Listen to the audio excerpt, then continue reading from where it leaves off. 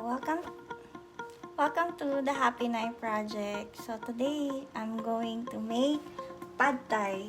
So ano ba yung mga easy to prepare ingredients ng pad thai?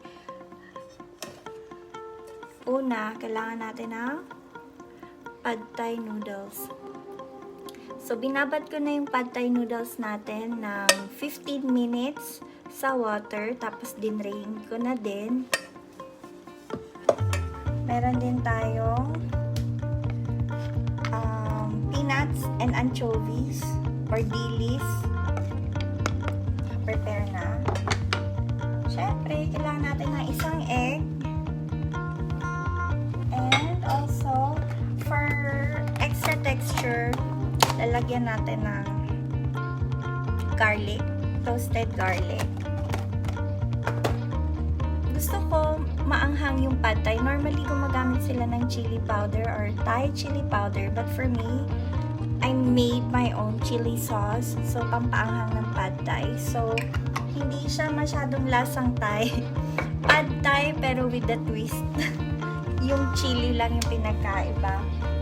And then, I also have my chicken strips or kung anong chicken meron kayo, pwede din. And I have my carrots. Usually, yung pad thai merong bean sprout or mung bean sprout or toge. Kaya lang wala ako nun. So, I'll be using the carrots. I have a slice of lime. And then for garnishing, I'm gonna be using this scallions and also cucumber. Now, for additional taste, syempre, kailangan natin ng tamarind powder. Tamarind paste. Ito yung secret sa bawat isang, yan. Pad thai is actually a combination of salty,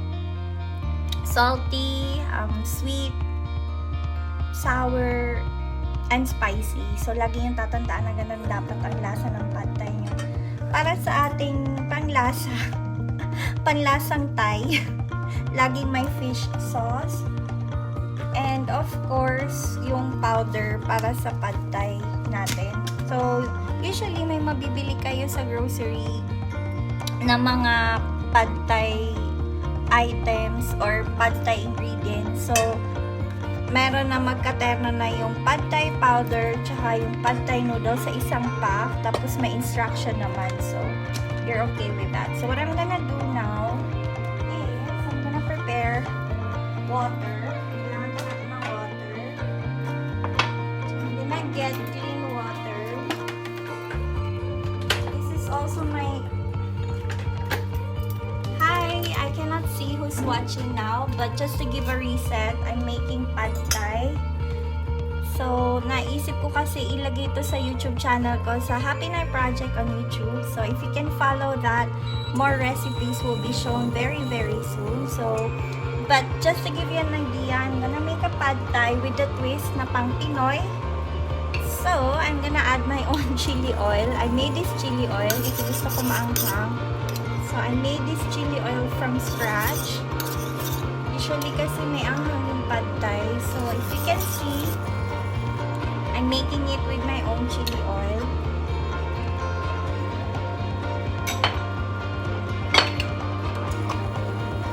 This is also what I'm gonna eat for my lunch.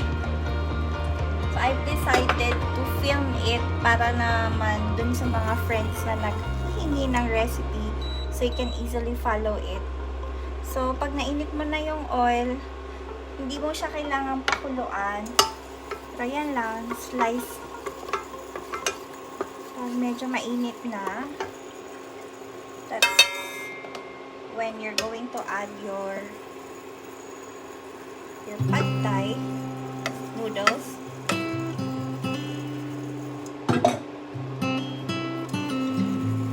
So, medyo mapula. Kasi yung pad thai mapula-pula siya eh. So, I'm also trying to get that particular color. Kaya naglagay din ako ng chili oil.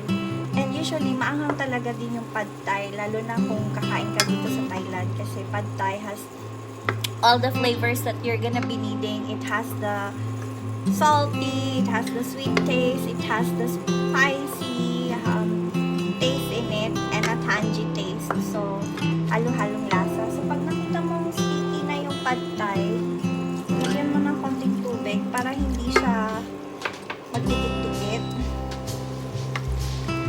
ano ba yung mga noodles na pwede mong gamitin? Well, actually, you can use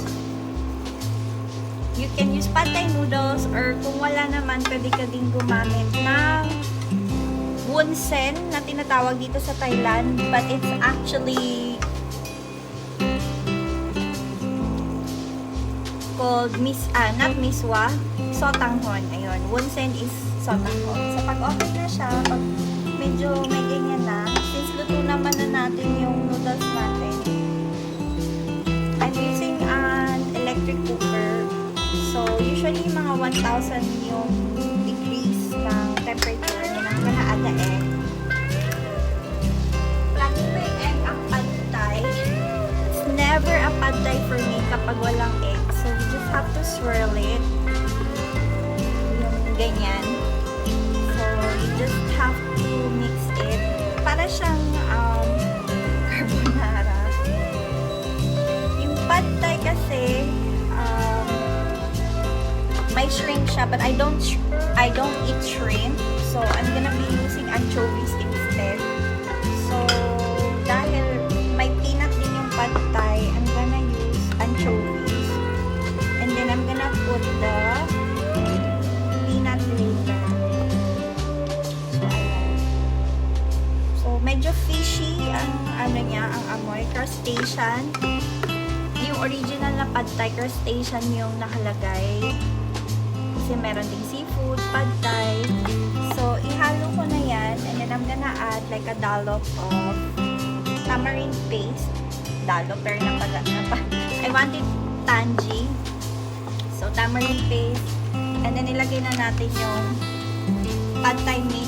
Normally, may sugar to. Kaya nakita nyo, may sugar. So, halo-halo lang yan. So, this is pad thai. If you're going to think about it, think of it as if you're making pancit canton or pancit sa atin. And I'm gonna add the chicken. It's up to you if you want to saute the chicken ahead. But this chicken has already been pre-cooked. So, ayan, as you can see, may maganda siyang medley ng color. I'm gonna add some water. Ayoko kasi yung pad thai na tuyo. I want it like saucy. I want it full of flavor. And yan, ganyan. So, I'm gonna mix it. So, we have to make sure na nakuha natin lahat ng lasa. Yan lang. Not naman stir-fry. As you can see, we have our onion spring. Kung walang scallion, it's okay. So, you can do it like that.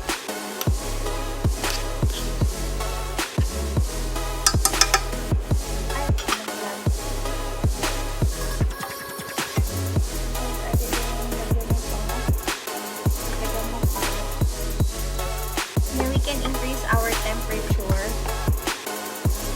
Other people, they would like their pad thai to be dry, but I don't like it that way. Then we can add our fish sauce. Mga tatlong patak ng fish sauce is enough for me. Ayan. So, pag mainit na yung kalan mo, normally magiging fiery. Ayan. So, ganyan na.